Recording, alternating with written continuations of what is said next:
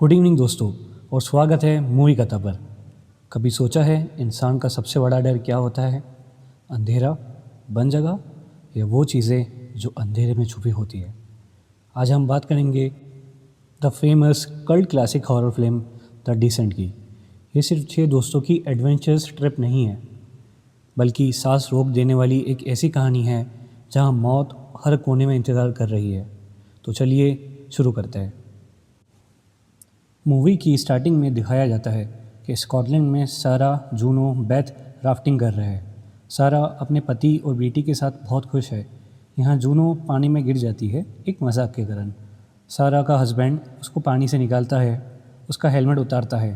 यहाँ Juno Paul को बहुत सेड्यूस नज़र से देखती है और पॉल भी अपनी पत्नी के बजाय जूनो को संभालता है। इसके बाद सारा, उसकी बेटी और पॉल कार से निकल जाते हैं। सारा अपनी बेटी से उसकी बर्थडे की प्लानिंग कर रही थी, बट पॉल अपनी ही दुनिया में लगा था। वो इन लोगों में इंटरेस्ट ही नहीं दिखा रहा था।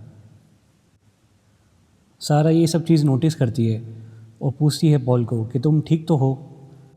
इसकी वजह से पॉल का ध्यान सारा पे आ जाता है। इतने में एक गाड़ी एक्सीडेंट कर देती है।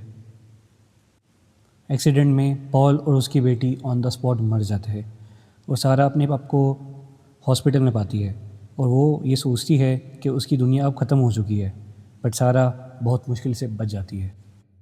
एक साल बाद जहाँ सारा अपनी बेटी और पति को खो चुकी है, सारा और बेथ इंग्लैंड से अमेरिका आए थे।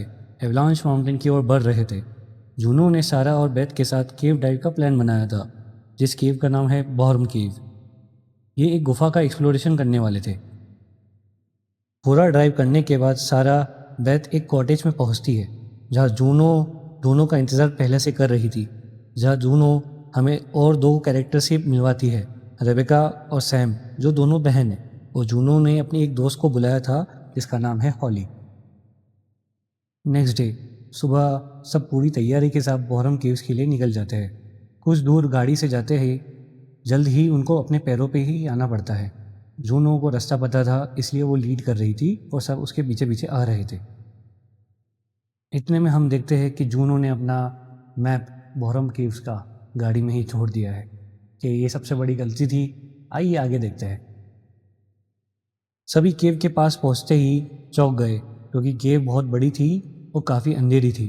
जूनो सबसे पहले रस्सी की मदद से नीचे जाती है और धीरे धीरे सभी लड़कियां उसके पीछे आ जाती है। गुफा अंदर से काफ़ी खूबसूरत और काफ़ी बड़ी थी। यहाँ सब अपनी गेट्स नीचे उतार रहे थे और घड़ी कर रहे थे, बट यहाँ सारा को खून से सने उंगलियों के निशान दिखते हैं, मगर सारा इसको इग्नोर करके आगे बढ़ जाती है। फिर सभी एक पतली सी सुरंग में घुसे और घुसते ही जूनो ने वहाँ रोशनी कर दी और सभी वहाँ रेस्ट करने लगे। यहाँ जूनो सारा को कन्फ्रंट करती है कि मुझे माफ़ कर देना, मैं एक्सीडेंट के बाद तुम्हारे साथ नहीं थी।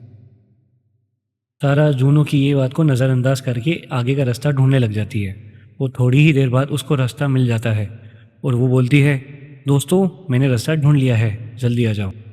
देन रेबेका ने जूनो से पूछा कि मैंने गाइड बुक में बॉरम केव्स के बारे में बहुत पढ़ा है, बट वो इससे बिल्कुल अलग है। जूनो ने बात टालते हुए कहा कि गाइड बुक तो कुछ भी लिखती है, हमें इतना ध्यान नहीं देना चाहिए।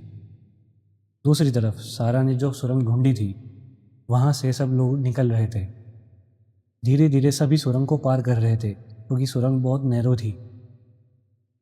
आखिरी में बेथ और सारा सुरंग में जाते हैं, बट बेथ तो आगे निकल जाती है, बट सारा यहाँ फंस जाती है। ये सीन मूवी का सबसे क्लॉस्ट्रोफोबिक माहौल है। यहाँ हम देखते हैं कि सारा निकल ही नहीं पा रही थी। वो इतना फंस गई थी कि उसका आर्मर और बॉडी आर्मर दोनों फंस गए थे। सेकेंडली उसके गेट्स भी अटक गए थे, जिसकी वजह से वो निकल ही नहीं पा रही थी। फिर सारा पैनिक करते हुए चिल्लाती है कि बचाओ मुझे। बेथ ने मुड़कर देखा तो सारा बहुत अटक गई थी, वो बाहर ही नहीं आ पा रही थी। सारा ने बेथ को कहा, मैं यहाँ अटक चुकी हूँ, मुझे बचाओ।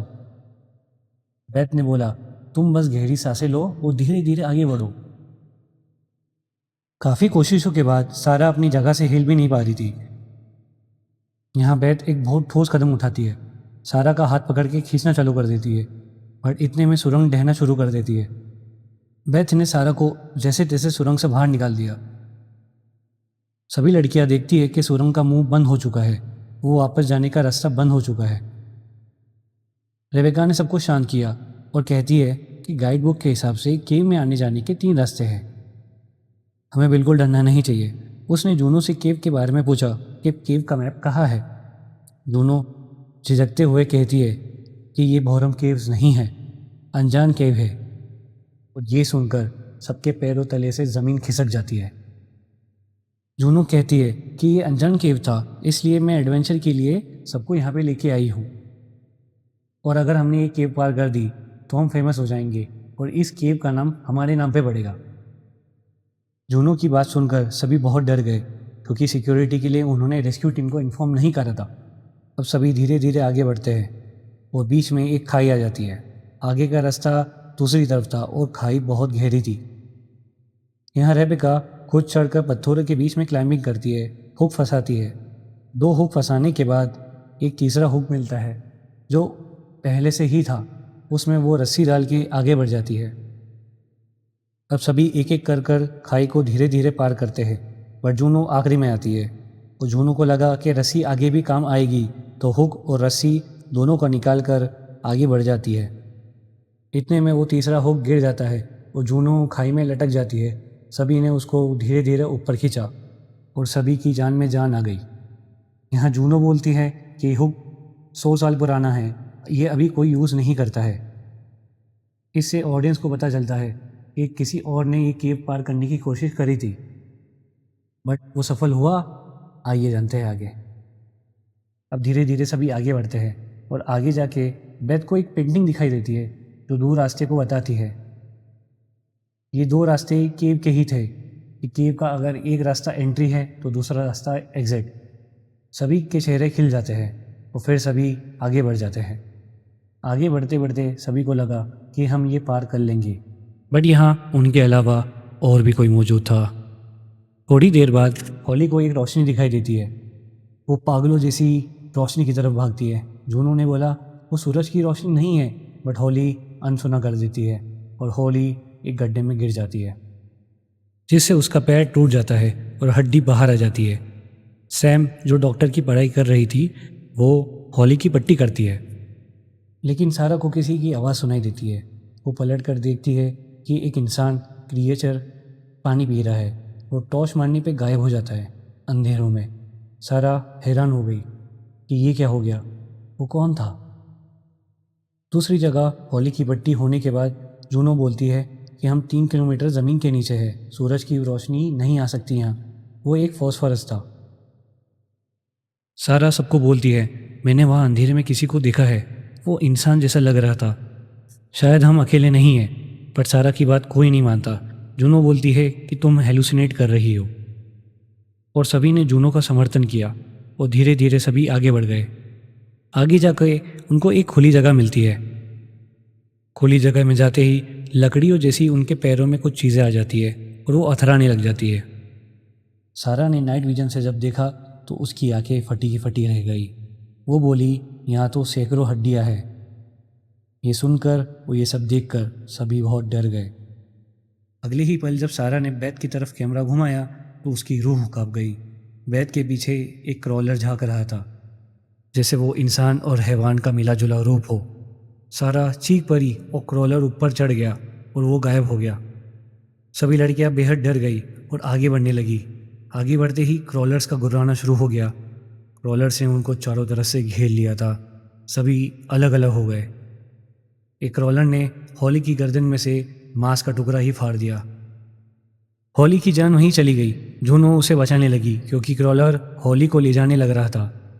2 क्रॉलर्स जूनो पे हमला कर देते हैं। जूनो बेकाबू होकर एक्स से वार करती है और इतना ज़ोर से वार करती है कि एक क्रॉलर मर जाता है। तभी जूनो को एहसास हुआ कि पीछे कोई खड़ा है और क्रॉलर ही हो सकता है वो। तभी जूनो ने बिना देखे एक्स घुमा दिया। जूनो पीछे घूमती है और वो हक्का बक्का हो जाती है, क्योंकि वो क्रॉलर नहीं था, वो बेथ थी जिसकी जान अब जूनो ने ले ली है। जूनो को कुछ समझ नहीं आ रहा था। जूनो वहाँ से भाग गई। दूसरी तरफ सारा एक गड्ढे में फिसल जाती है और वो बेहोश हो जाती है। सारा होश में आते ही नाइट विजन से आसपास देखने लग जाती है और वो ये देखती है कि जानवर के साथ इंसान की हड्डियाँ भी ज़मीन पर पड़ी हुई थी। तभी सारा साइड में जाके छुप जाती है, बट अचानक हॉली की लाश ऊपर से गिर जाती है और क्रॉलर्स भूखे शेरों की तरह उसके मांस को नोच नोच के खा रहे थे। सारा डर के मारे आवाज़ ही नहीं कर पा रही थी। एक क्रॉलर सारा के सामने आ गया पर उसको देख नहीं पा रहा था।